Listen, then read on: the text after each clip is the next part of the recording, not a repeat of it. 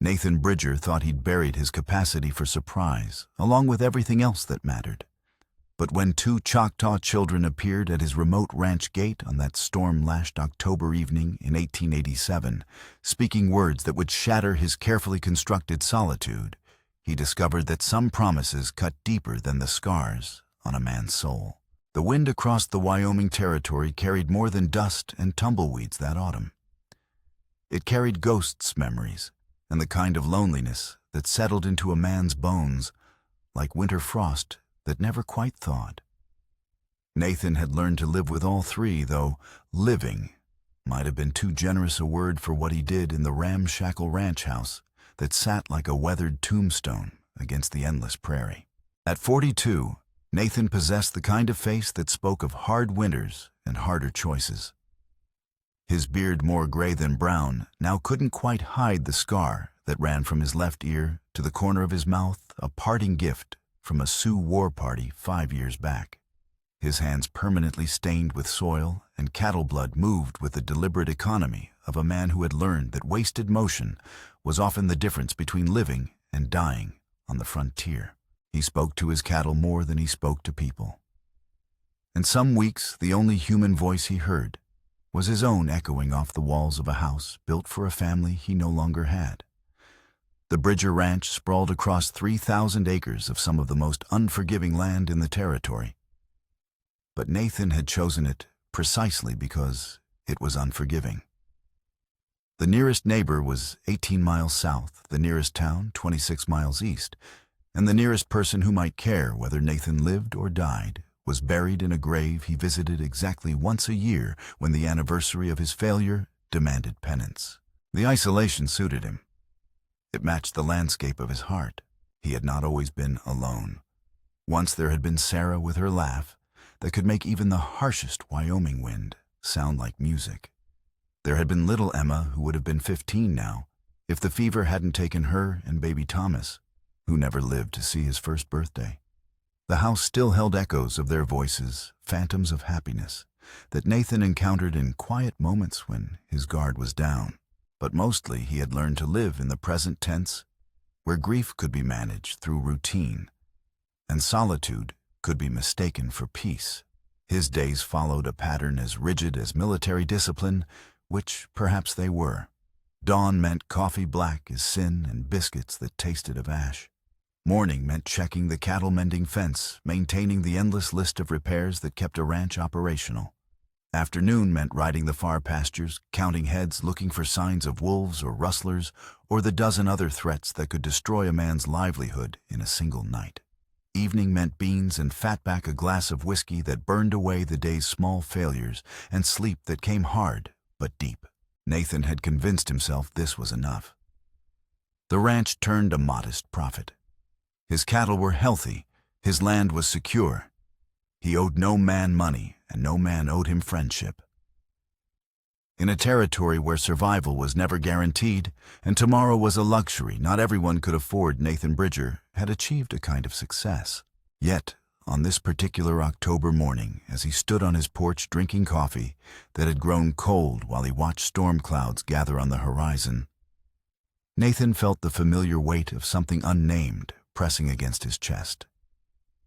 It might have been loneliness, though he had trained himself not to recognize it.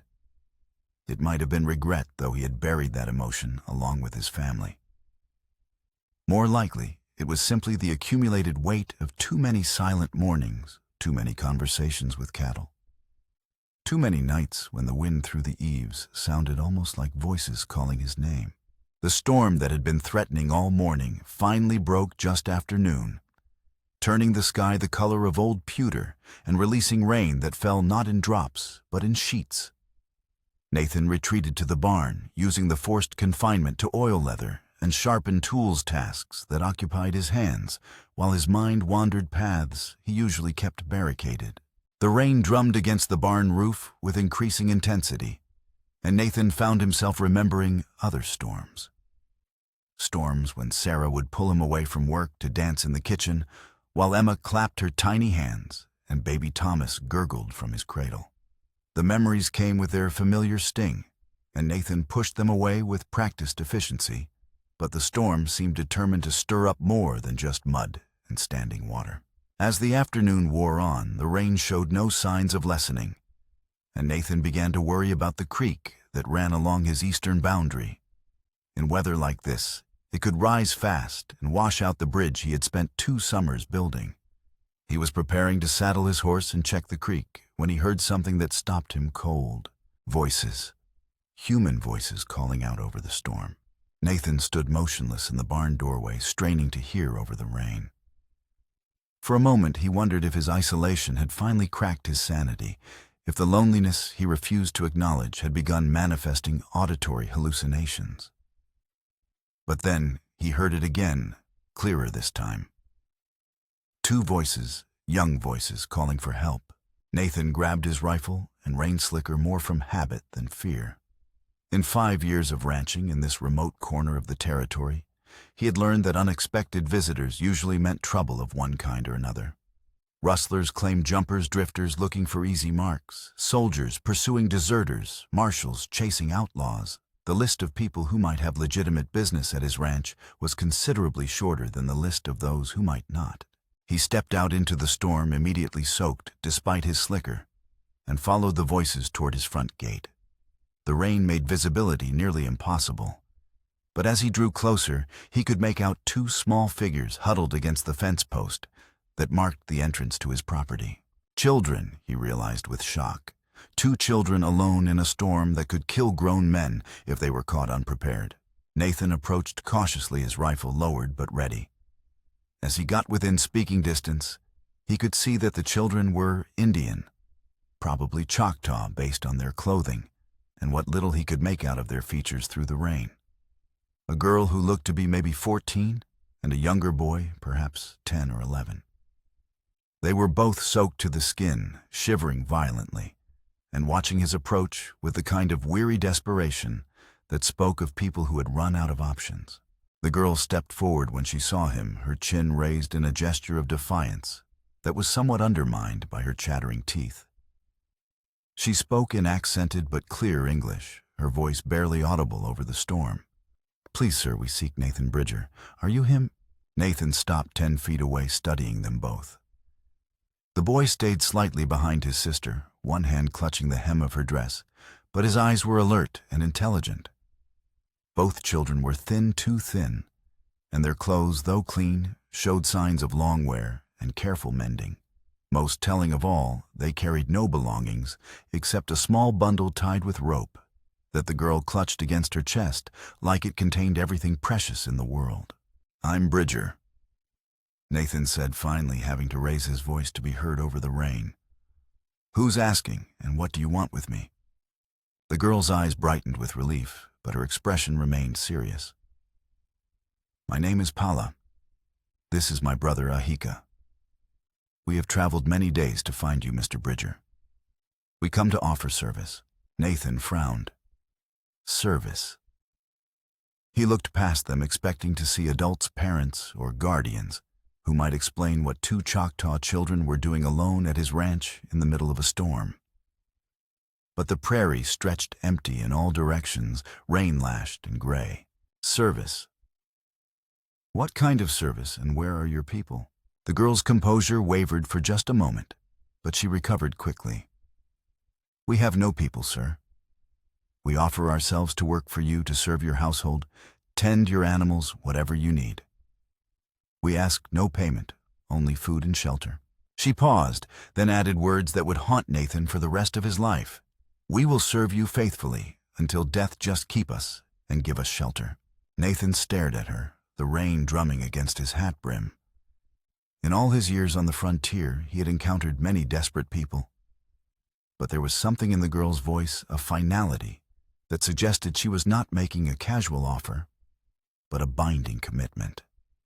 The boy Ahika nodded solemnly, as if he understood and agreed with every word his sister had spoken. "Your children," Nathan said more to himself than to them. "Where did you come from? Where are your parents?" Paula's jaw tightened. "Dead, sir. Fever took our mother 2 winters past. Our father died in the war before that." We lived with our grandmother until the coughing sickness took her this spring. She gestured to the bundle in her arms. This is all we have left of our family. Nathan felt something twist in his chest, an emotion he had spent years learning to suppress. Orphans. These were orphans alone in a world that had little patience for children without protectors. He knew something about loss, about the way death could strip away everything that gave life meaning. But these children had kept going, had somehow survived and traveled. God knew how far to reach his ranch. "How did you know my name?" he asked. "How did you find this place?" The girl looked uncomfortable for the first time since she had started speaking. "We heard talk in the town. People said you lived alone, that you might have need of workers who would ask little and give much. We heard you were a man who understood what it meant to lose everything." Nathan's hands tightened on his rifle. Someone in town had been talking about him sharing details of his personal business with strangers. The thought rankled, but he pushed his irritation aside. These children were soaked and shivering, and whatever his feelings about gossip, he could not leave them standing in a storm that showed no signs of abating. "This is no weather for conversation," he said finally. "Come up to the house. We'll talk when you're dry and warm." Relief flooded both children's faces, but Paula held her ground. "Do you accept our offer of service, Mr. Bridger? We would know our place before we accept your hospitality." Nathan studied her face, seeing something there that reminded him uncomfortably of his own stubborn pride. This girl had made a decision, had chosen to stake everything on this moment, and she would not be moved until she had her answer. It was a kind of courage that humbled him. "We'll talk about it inside," he said. "But right now you're both half frozen and completely soaked. Come on." Nathan turned and walked toward the house, not looking back to see if they followed. But he could hear their footsteps behind him, quick and light on the muddy ground, and when he reached the porch, he held the door open and waited while they climbed the steps. The boy Ahika paused at the threshold, looking up at Nathan with eyes that held too much wisdom for someone so young. "Thank you, Mr. Bridger," the boy said quietly. "We will not bring you trouble." Nathan looked down at him, at this solemn child who spoke like he was making a vow, and felt the walls he had built around his heart shift slightly. "We'll see about that, son. We'll see about that." He ushered them inside, closing the door against the storm, and immediately the house felt different, smaller somehow, but also more alive than it had been in years. The children stood in his front room, dripping onto the wooden floors he had installed himself, looking around with the careful attention of people assessing their new circumstances. Nathan realized he was seeing his home through their eyes, the sparse furniture, the cold fireplace, the windows that needed washing, the silence that had become his constant companion. "Paula, Ahika," he said, testing their names. "Those are Choctaw names." "Yes, sir," Paula replied. "Our grandmother taught us the old ways, but she also taught us English and the ways of the white world. She said we would need both to survive." Nathan nodded. Smart woman, this grandmother. He moved to the fireplace and began building a fire, aware that both children were watching his every movement. "How long since you've eaten?" The children exchanged glances. Paula answered reluctantly. 2 days, sir, maybe 3. We had a little food, but we shared it with other travelers we met on the road." Nathan paused in his fire building. 3 days without food, and they had shared what little they had with strangers. These children had been raised with a generosity that shamed him. He got the fire started and turned to face them. "There's a spare room upstairs," he said. "It's not much, but it's dry and warm. You can stay there tonight and get some rest, and tomorrow we'll figure out what comes next." Paula's eyes flashed. "We do not seek charity, Mr. Bridger. We offer honest work in exchange for shelter." Nathan held up a hand. "I heard your offer, but tonight you're guests. Tomorrow, if you still want to discuss terms of employment, we'll discuss them. Right now you need food and sleep, and I need to think." The girl looked like she wanted to argue, but exhaustion was clearly winning the battle. She nodded reluctantly. Very well. But we will earn our keep, Mr. Bridger. We know how to work. Nathan showed them upstairs to the spare room, a small space that had once been intended as a nursery. He had not entered it in 3 years, and dust covered everything like a shroud. But the bed was solid, the blankets were clean, if somewhat musty, and it would be infinitely better than whatever shelter they had been finding on the trail. As he left them to get settled, Nathan heard Paula speaking to her brother in rapid Choctaw. The boys' responses were quieter, but Nathan caught the tone of exhaustion and relief in both their voices. He went downstairs and began preparing a simple meal of beans, bacon, and cornbread, cooking enough for 3 people for the first time in years. While the food cooked, Nathan found himself pacing the small confines of his kitchen, his mind churning. 2 Choctaw orphans had appeared at his gate, like something out of a fever dream, offering to serve him for nothing more than food and shelter. It was impossible, impractical, and potentially dangerous. What did he know about raising children? What business did a man like him, scarred inside and out, have taking responsibility for 2 young lives? But as he listened to the quiet sounds of movement upstairs, as he smelled food cooking for more than one person, as he felt the presence of other human beings in his home, for the first time in years, Nathan also felt something else. Something that might have been hope, if he had still believed in such things, something that might have been possibility if he had not spent years convincing himself that his story was already finished.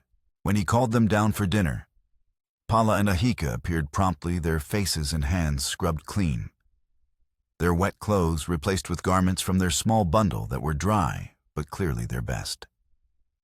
They sat at his table with the careful politeness of children who had learned not to presume, and they ate with the controlled hunger of people who had known genuine scarcity. As they shared their first meal together, Nathan found himself studying their faces in the lamplight. Paula had the kind of beauty that would make her a target in the wrong circumstances, but her eyes held a steel that suggested she could take care of herself. Ahika was quieter, more watchful, but Nathan caught glimpses of quick intelligence and dry humor in his occasional comments. These were not broken children despite what they had endured. They were survivors. "Tell me about your journey," Nathan said as they finished eating. "How far did you travel to get here?" Paula set down her fork carefully. "We walked from the Oklahoma Territory, sir. It took us nearly a month." Nathan's coffee cup stopped halfway to his lips. "Oklahoma to Wyoming on foot through some of the most dangerous country in the West. That was over 400 miles. How did you survive? How did you know which direction to go?" "Our grandmother taught us to read the stars." Ahika spoke for the first time since sitting down. "And people we met along the way gave us directions. Some gave us food. Some gave us work for a day or 2. Most were kind." Nathan set down his cup, humbled once again by their resilience. "You said you heard about me in town. What exactly did you hear?" Paula looked uncomfortable again. "People said you had lost your family, that you lived alone and worked hard but kept to yourself. They said you might understand what it meant to have nowhere else to go." The words hit Nathan like a physical blow. So his story had become town gossip, his private grief transformed into public knowledge. It angered him, but it also explained how 2 desperate children had known to seek him out. Someone, probably with good intentions, had marked him as a man who might show mercy to other lost souls. "And what made you think I would want help?" he asked. "Most people prefer to choose their own employees." Paula straightened in her chair. "We are good workers, Mr. Bridger. I can cook, clean, mend clothes, tend gardens, milk cows, and help with birthing animals. Ahika knows horses can repair harness and tack and is learning to work with cattle. We do not complain, we do not steal, and we do not run away." Over the following days, Nathan put their claims to the test. He started them with the morning chores, expecting to find typical children, well-meaning, but unskilled, requiring more supervision than help. Instead, he discovered 2 young people who approached work with a maturity and competence that astounded him. Pala took naturally to milking his cow, a temperamental beast named Bessie, who usually gave Nathan trouble. But under Pala's gentle hands, Bessie stood calmly producing more milk than Nathan typically got from her. Meanwhile, Ahika demonstrated an intuitive understanding of horses, gentling Nathan's stallion Thunder with a combination of patience and authority that impressed even Nathan. Whilst Thunder doesn't usually take to strangers, Nathan observed, watching Ahika brush the horse's coat with smooth, confident strokes. Horses know when someone respects them, Ahika replied. Our father taught us that animals respond to what's in your heart, not just what's in your hands. Thunder can tell I'm not afraid of him, but I'm also not trying to dominate him. As the morning progressed, Nathan set increasingly challenging tasks. He sent Pala to gather eggs from his ornery chickens, expecting her to come back with a few scattered specimens and complaints about the bird's aggressive behavior. Instead, she returned with 24 perfect eggs and a satisfied smile. The hens were upset because their nesting boxes hadn't been cleaned properly, she reported. I tidied them up and spoke to the birds in a calm voice. Grandmother always said that animals, like people, respond better to kindness than to force. Nathan had been collecting eggs from those same chickens for 3 years and had never thought to clean their nesting areas or speak to them gently. Yet this 14-year-old girl had diagnosed and solved a problem he hadn't even recognized. By midday, Nathan was running out of tests. The children had proven themselves capable, intelligent, and hardworking. But more than that, they brought something to his ranch that he hadn't realized was missing: a sense of life and energy that made even routine chores feel less burdensome. That evening, as they shared dinner, Nathan made his decision. All right, he said finally. We'll try it. But this is an arrangement between equals, not master and servants. You'll earn your keep through work, but you'll also have rights and privileges. You'll eat at my table not as hired hands, but as members of this household. And if you ever want to leave, you'll be free to go with my blessing and whatever help I can provide. The relief and joy that flooded both children's faces was almost painful to witness. Nathan realized just how frightened they had been, how much hope they had invested in this moment. Thank you, Mr. Bridger. Pala said, her voice thick with emotion. You won't regret this decision. But we'll work hard, Ahika added. We'll make you proud. 3 weeks into their new arrangement, Nathan discovered that having Pala and Ahika on the ranch was like adding color to a world that had been painted only in shades of gray. The changes were subtle at first, barely noticeable shifts in the rhythm of daily life, but gradually they accumulated into something that transformed the very atmosphere of the Bridger Ranch. The most obvious change was in the efficiency of ranch operations. Tasks that used to consume Nathan's entire day were now completed by mid-afternoon, leaving time for projects he had been postponing for years. With Ahika's help, Nathan repaired the roof of the equipment shed, replaced rotted fence posts along the southern boundary, and even began construction of a proper smokehouse. But it was the small details that truly revealed how much the children had changed his world. Pala had taken over not just the cooking, but the entire management of the household. She had organized Nathan's chaotic storage areas, established routines for cleaning and maintenance, and somehow managed to make their simple meals feel like celebrations. More than that, she had begun making small improvements that Nathan hadn't even thought to want: curtains for the windows, a garden plot behind the house, preserves and pickled vegetables to supplement their winter stores. The house itself felt different, alive, in ways it hadn't been since Sarah and the children died. Laughter echoed from the kitchen, where Pala hummed Choctaw songs while she worked. Conversations drifted up from the barn, where Ahika talked to the animals as he tended them. Even the silence felt different, comfortable rather than oppressive, filled with the presence of people who belonged. It was during this period of growing contentment that Nathan began to notice the signs. Small things at first: cattle moved from where he had left them, though still within his boundaries. Hoof prints near the creek that didn't match any of his horses. A fence post that had been cut and carefully repositioned, almost invisibly mended, but not quite perfectly aligned. Someone was watching the ranch. Nathan's years as a cavalry scout had taught him to recognize the difference between coincidence and pattern, between accident and intention. These signs spoke of surveillance, of someone taking careful note of the ranch's routines and vulnerabilities. The realization sent a cold chill down his spine, not for his own safety. He had long since made peace with the possibility of violent death, but for Pala and Ahika. He began varying his patterns, changing the times he checked different sections of the ranch, altering routes between pastures. He cleaned and loaded his rifle, then did the same with his pistol. He found himself studying the horizon more carefully, listening for sounds that didn't belong. The children noticed his changed behavior almost immediately. "Mr. Bridger," Paula said one evening as they finished dinner, "you've been on edge for days. Is something wrong?" Nathan considered his options. He could lie, try to spare them worry. But these children had survived a 400-mile journey through dangerous territory. They deserved honesty. "Someone's been watching the ranch," he said simply. "I don't know who or why, but the signs are there." Ahika leaned forward, his young face serious. "What kind of signs?"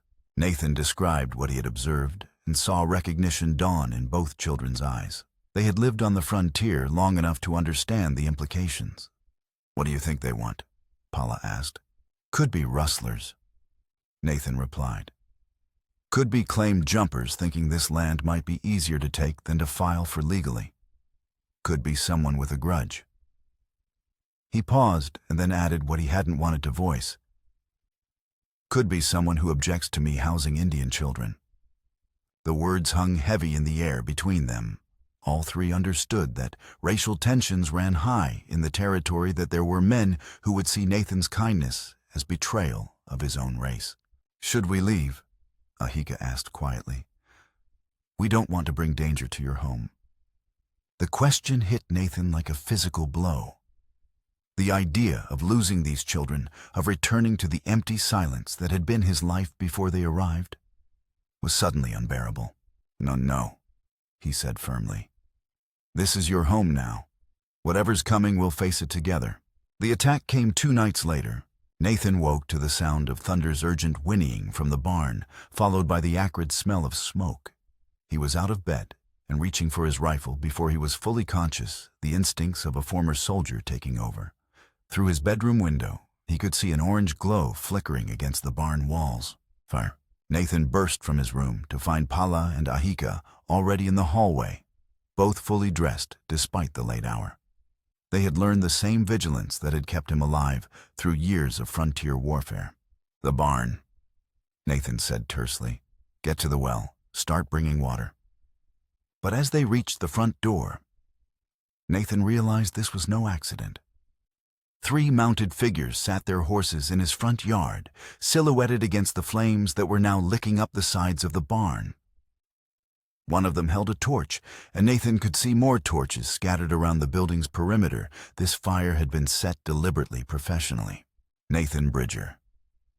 The center rider called out his voice, carrying clearly across the yard. "Come out here. We need to talk." Nathan recognized the voice, and his blood turned to ice. Jake Morrison, the same deputy who had questioned him about the children months earlier. But Morrison was no longer wearing a badge, and the men flanking him had the look of hired guns rather than lawmen. "Stay back," Nathan whispered to Pala and Ahika. "Get to the root cellar and stay there until this is over." "We're not leaving you," Pala whispered back fiercely. "You'll do as I say," Nathan replied with quiet authority. "This isn't your fight." But even as he spoke, Nathan knew it was a lie. These men had come for the children as much as for him. Morrison had made his feelings about Indians clear during their previous encounter, and now he had apparently decided to take action. Nathan stepped onto his porch, rifle in hand but not yet raised. "Morrison, what brings you to my ranch in the middle of the night?" Morrison urged his horse forward close enough that Nathan could see the hatred burning in his eyes. You know damn well why we're here, Bridger.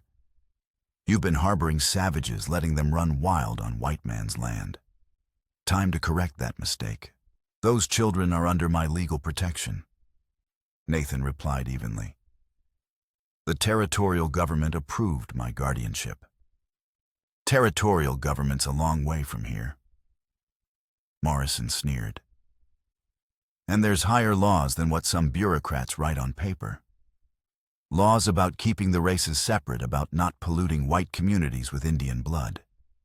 Nathan's grip tightened on his rifle. The only pollution I see here is you and your friends burning down my property. You've got 10 seconds to get off my land before I start shooting. Morrison laughed harshly. You're outnumbered 3-1, Bridger, and we've got your precious barn lighting up the night. You try anything heroic, and we'll make sure you watch those children burn before we put you down. It was then that Nathan heard a sound that made his heart skip with terror and fury combined. Paula's voice calling out from inside the burning barn. Help, Ahika's trapped. Nathan's world crystallized into perfect, deadly clarity. The children had disobeyed his order to hide, had instead tried to save the animals in the burning barn. Now, Ahika was trapped inside a building that was rapidly becoming an inferno. Without conscious thought, Nathan raised his rifle toward Morrison, but the man was ready for him. Morrison's pistol cleared leather with practiced speed, and only Nathan's instinctive dive to the side saved him from the bullet that splintered the porch post where his head had been.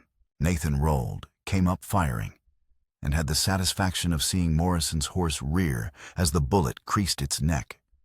But the other two men were already spurring forward, and Nathan found himself caught in a crossfire with no cover except the porch rails. Another shot rang out, but not from the attackers. One of Morrison's companions suddenly jerked in his saddle, clutching his shoulder, and Nathan saw Paula in the barn doorway with his old Navy Colt in her hands. The girl had doubled back to get Ahika found Nathan's spare pistol and was now providing covering fire with deadly accuracy. The boy's still inside, she shouted over the crackling flames. He's trying to free Thunder. Nathan's tactical mind processed the situation in seconds. The barn was too far gone to save, but there might still be time to get Ahika out. The three attackers were momentarily scattered by Paula's unexpected intervention, but they would regroup quickly. Cover me! Nathan shouted to Paula, then sprinted across the open ground toward the barn. The heat hit him like a physical wall as he reached the entrance. Inside the structure was a maze of smoke and flame, but Nathan could hear Ahika's voice calling to Thunder, trying to calm the panicked horse enough to lead him to safety. Nathan found them in Thunder's stall, the boy struggling with the gate latch, while the terrified stallion reared and plunged. The heat was so intense that Nathan's clothes began to smoke, and burning debris was falling from the loft overhead. The latch is jammed, Ahika shouted over the roar of flames. Nathan drew his knife and sliced through the leather hinges that held the gate.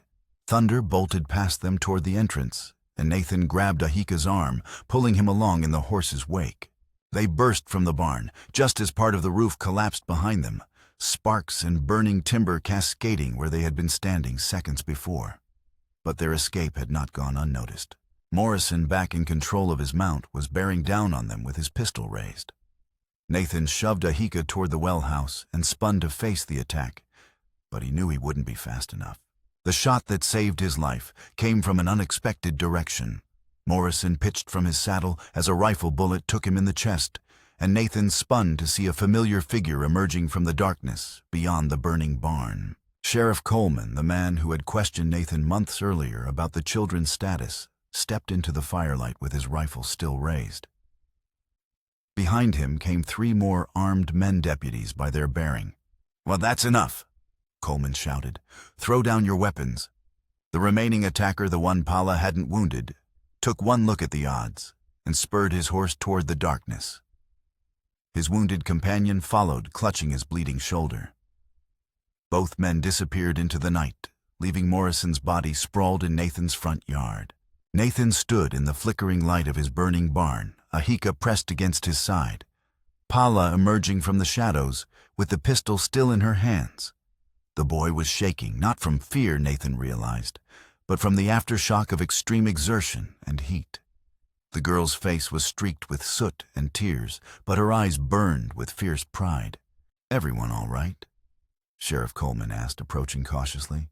Nathan nodded, then looked down at Morrison's still form.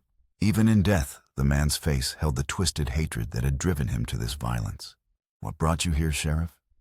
Nathan asked. Coleman holstered his rifle. "Been tracking Morrison and his friends for weeks.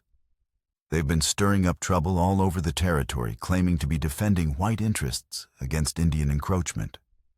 When we heard rumors they were planning something against your place, I figured we'd better ride hard. Lucky for us, you did," Nathan said, feeling the weight of what had almost happened settling on his shoulders. As the sheriff and his men secured the scene, Nathan walked to the well house where Pala and Ahika sat together, both staring at the remains of the barn that had nearly become their tomb. "You disobeyed my orders," Nathan said quietly. Pala looked up at him with eyes that held no apology. "We couldn't let Thunder die. He's family too." Nathan felt something break loose inside his chest. Not pain this time, but something warmer. These children had risked their lives, not just for an animal, but for something that belonged to their shared home. They had fought beside him with courage that would have impressed seasoned soldiers. They had proven beyond any doubt that their loyalty ran deeper than mere gratitude or obligation. "Next time," Nathan said carefully. "When I tell you to hide, I expect you to fight." Ahika interrupted firmly. "Next time you can expect us to fight. This is our home too, Mr. Bridger. We're not running anymore." Nathan looked at these two remarkable young people who had somehow found their way to his isolated ranch and transformed his life. The desperate orphans who had begged for shelter until death had indeed kept their promise. But they had served him as family rather than servants, as partners rather than dependents. "All right," he said finally. "But next time we plan it better." As dawn broke over the smoldering ruins of the barn, Sheriff Coleman approached Nathan with a bundle of papers he had found in Morrison's saddlebags. His expression was grim as he handed them over. "You need to see these, Bridger." Nathan unfolded the documents, and his blood chilled as he read. Letters of correspondence between Morrison and several territorial officials discussing the Indian problem at the Bridger Ranch. Plans to remove Pala and Ahika by whatever means necessary. And most damning of all, a detailed map of the ranch showing approaches blind spots and the location of the barn information that could only have come from extensive surveillance. But it was the final document that hit Nathan like a physical blow. A letter from Morrison to someone identified only as Colonel, discussing payment for services rendered and referencing a previous job completed 5 years earlier. The elimination of a cavalry scout's family who had been too friendly with the hostiles. Nathan's hands trembled as the implications sank in. Morrison hadn't just been a racist deputy with a grudge against Indians.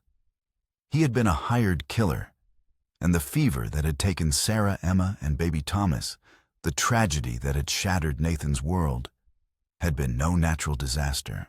"Sheriff," Nathan said, his voice deadly quiet, "I need to know about the fever outbreak 5 years ago.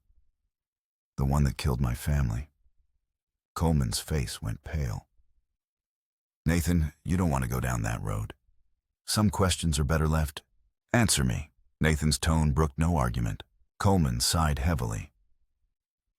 "There were always rumors. Some families got sick, others didn't. The pattern didn't make sense for a natural outbreak. But we could never prove anything, and Morrison was a deputy, then seemed to be helping with the investigation." Nathan felt the ground shifting beneath his feet as pieces of a terrible puzzle fell into place. His family hadn't died from random disease, they had been murdered. And the man responsible had just tried to kill the new family Nathan had found.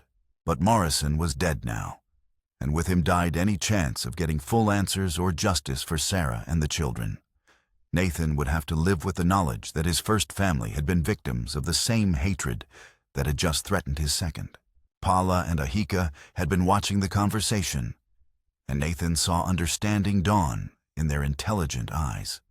Without being told the details, they grasped that Morrison's death had closed one chapter of Nathan's grief while opening another. "Mr. Bridger," Paula said softly, "our grandmother used to say that the dead don't want vengeance from the living. They want us to protect what they couldn't protect, to love what they can no longer love."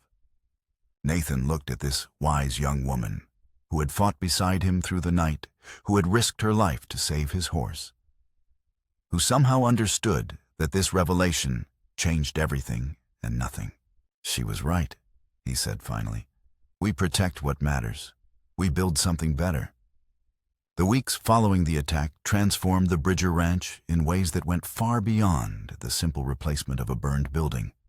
Word of Morrison's assault and death spread quickly through the territory, and Nathan found himself receiving visitors from unexpected quarters. The first was Thomas Henderson, the neighbor whose family Nathan, Paula, and Ahika had helped during that brutal winter storm years earlier. Henderson arrived with a wagon full of lumber and a crew of men ready to work. "Heard you had some trouble," Henderson said simply.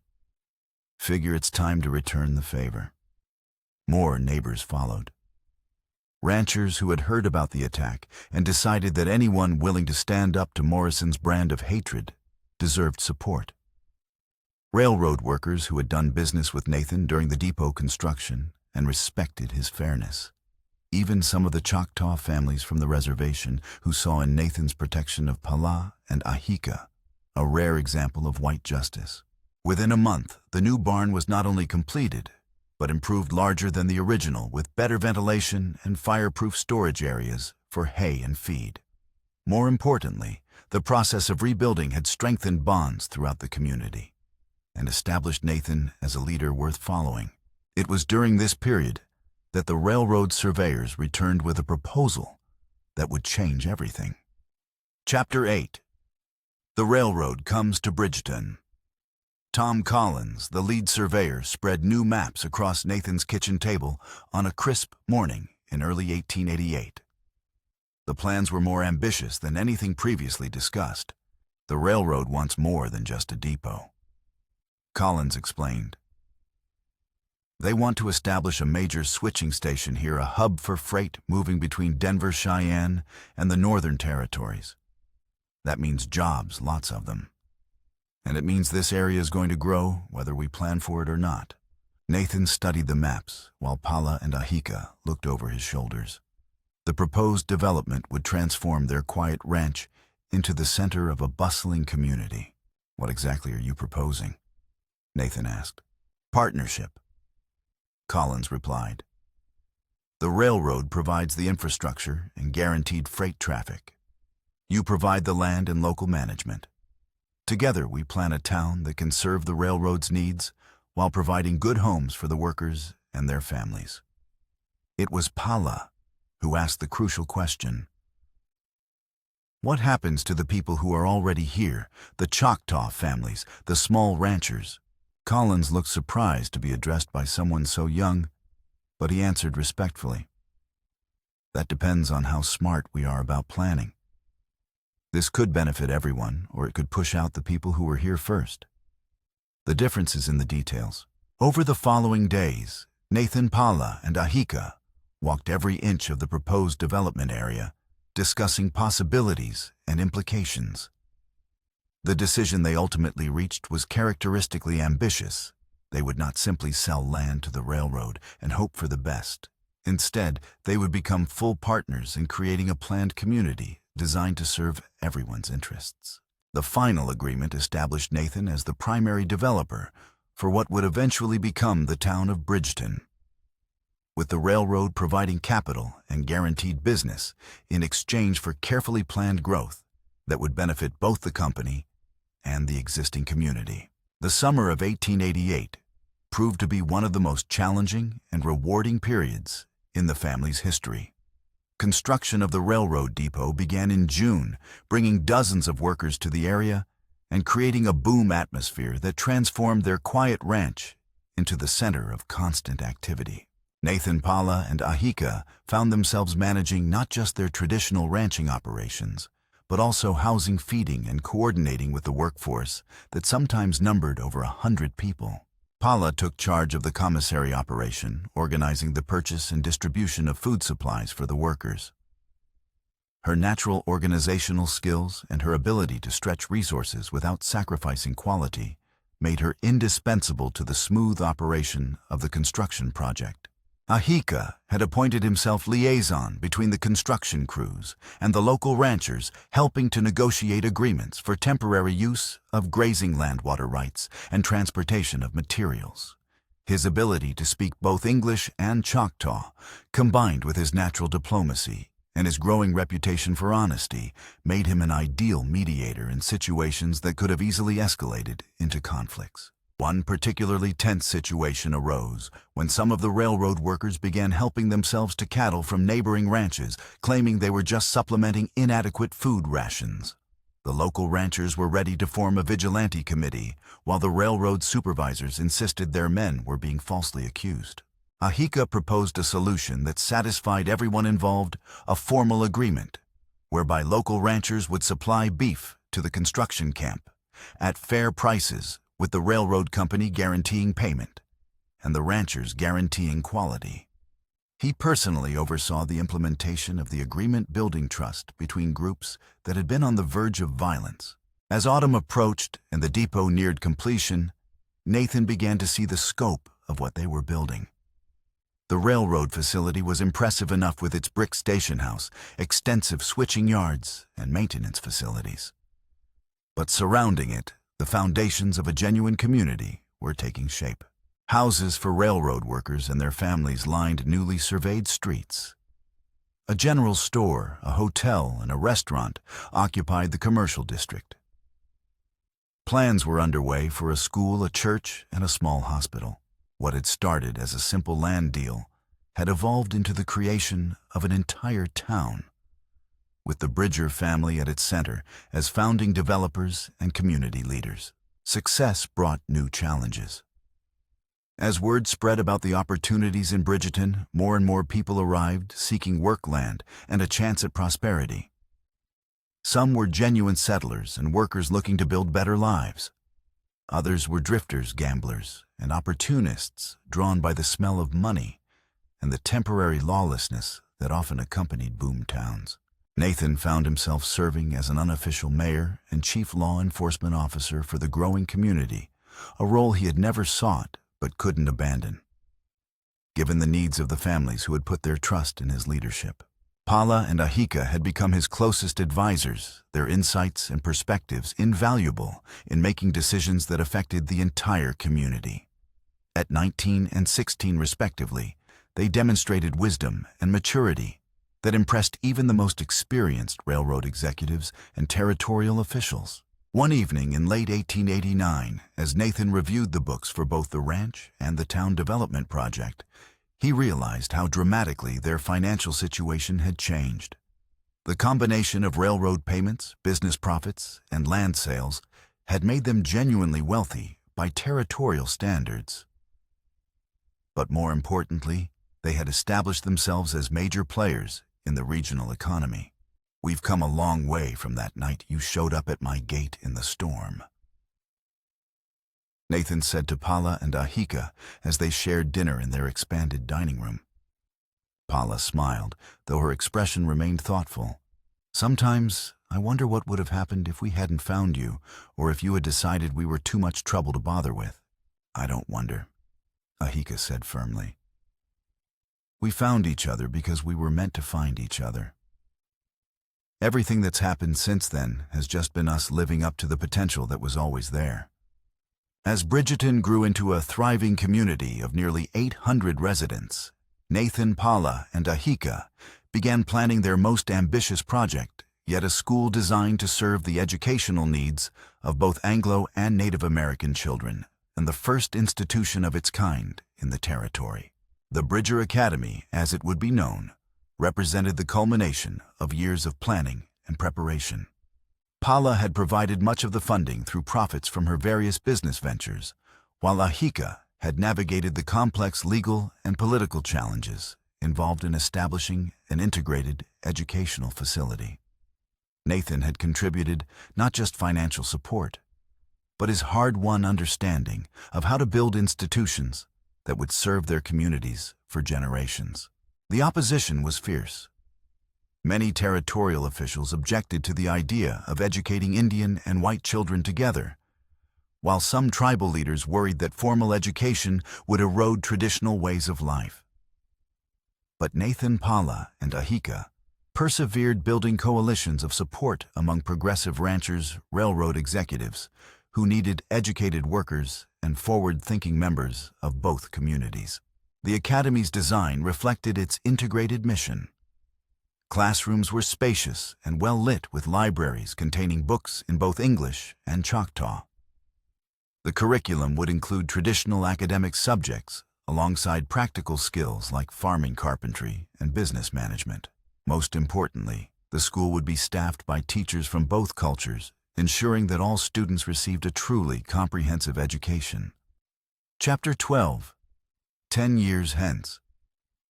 10 years had passed since that storm-lashed night, when two desperate Choctaw children had appeared at Nathan Bridger's gate, and the transformation of both the family and the land around them defied every expectation anyone could have harbored. The town of Bridgeton now boasted nearly 800 residents, a brick courthouse that served as county seat, 3 churches representing different denominations, and a railroad depot that processed more freight than any other stop between Denver and Cheyenne.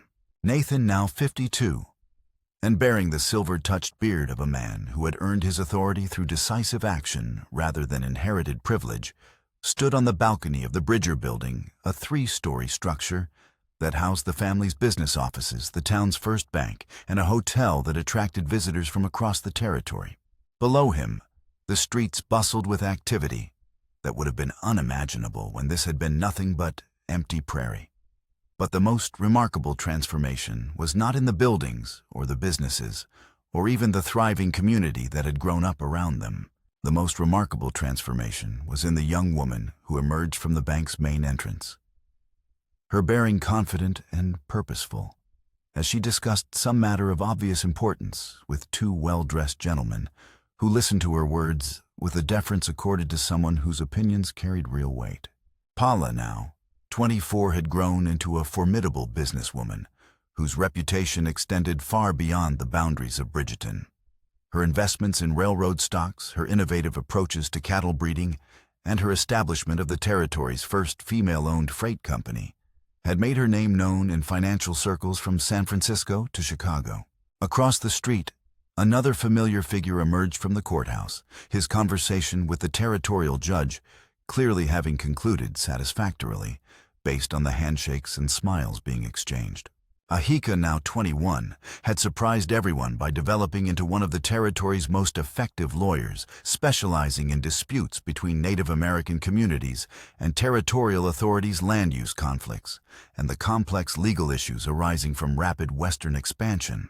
The occasion for Nathan's reflective mood was not merely the passage of time or the success they had achieved. Tonight marked the 10th anniversary of Pala and Ahika's arrival at the ranch, and the family had planned a celebration that would also serve as the dedication of their latest community project, the Bridger Academy. As evening approached, guests began arriving from across the territory and beyond. Railroad executives who had learned to respect the Bridger family's business acumen, territorial politicians who valued Nathan's counsel on matters of regional development, Native American leaders from various tribes who saw in Ahika a bridge between their traditional ways and the rapidly changing world around them, ranchers and farmers and merchants whose prosperity had been built in part on the opportunities created by the family's various enterprises. But perhaps the most meaningful guests were the simpler ones.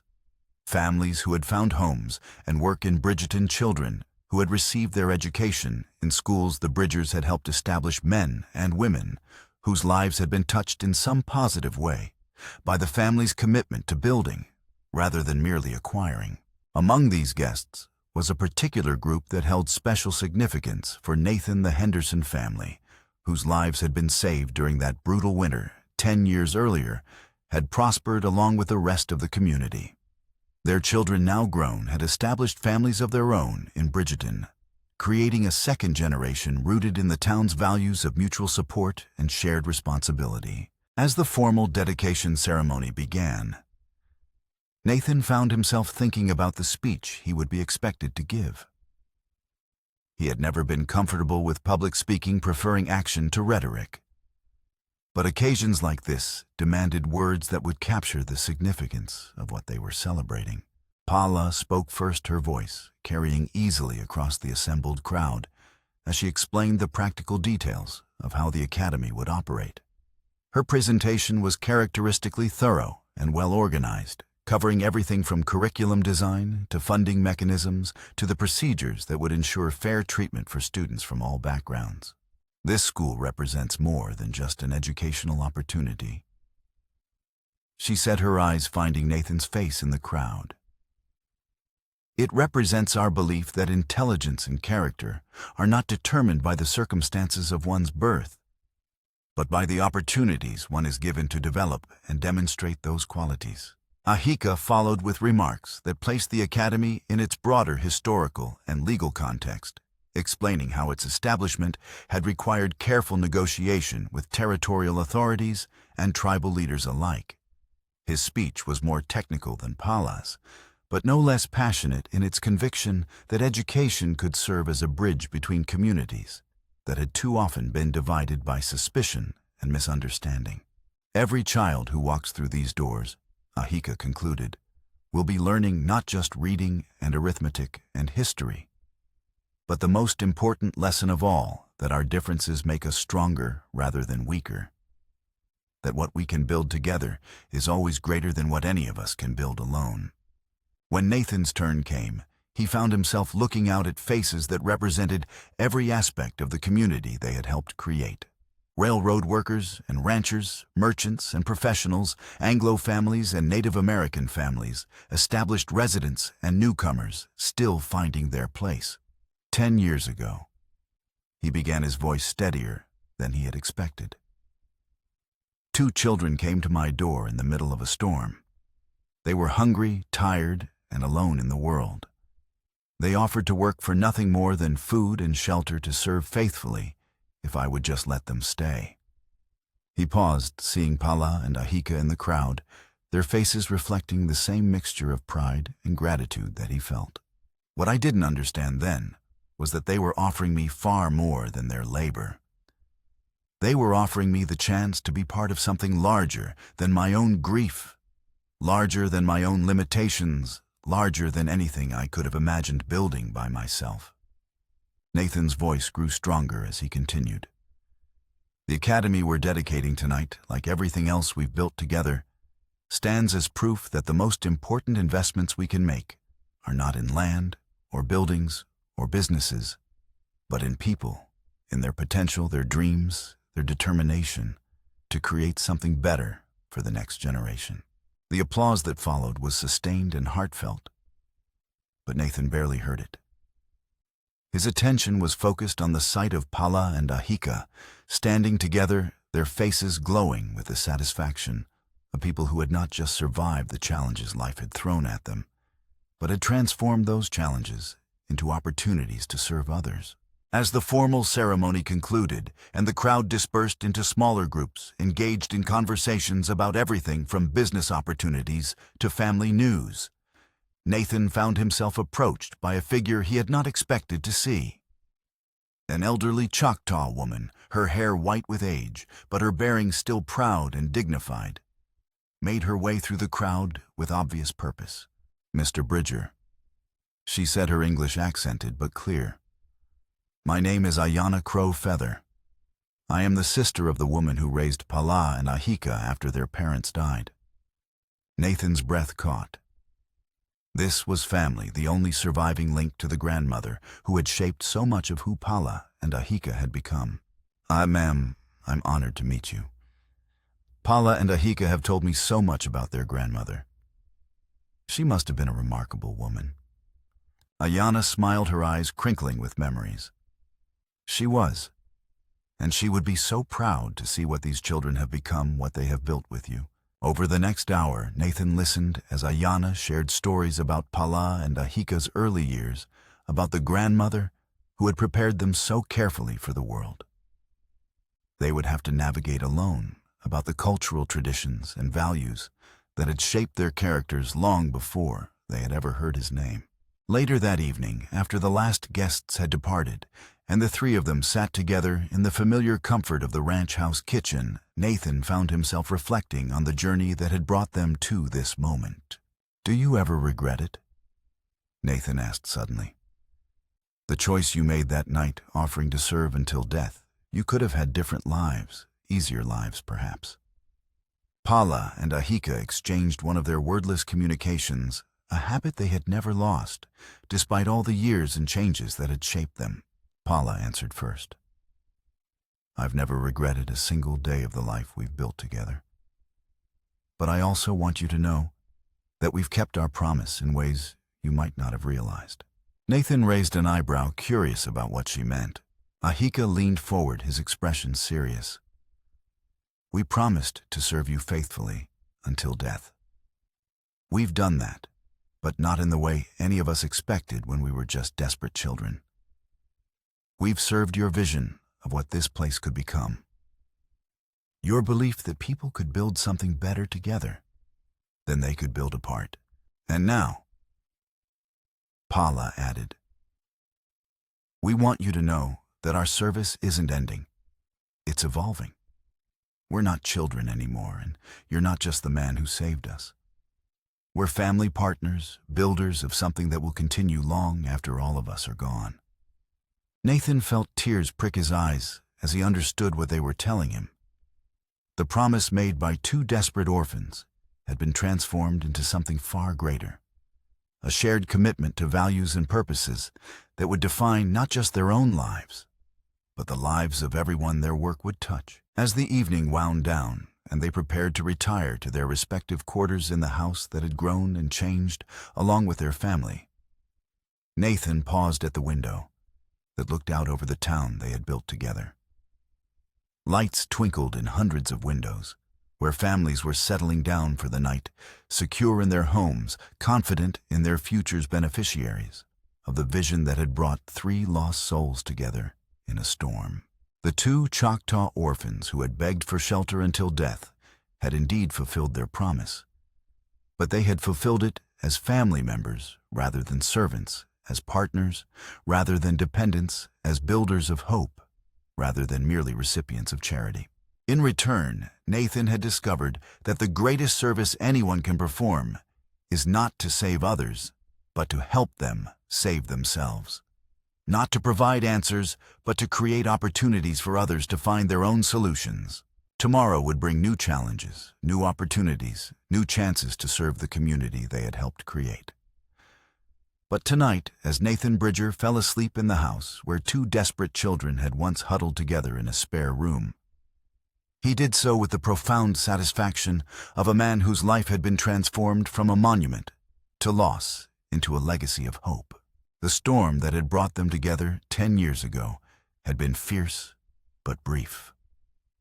The family they had built would endure for generations to come a testament to the power of love, determination, and the unshakable belief that broken people could create something whole, that the lost could find their way home, and that even in the harshest wilderness, hope could take root and flourish.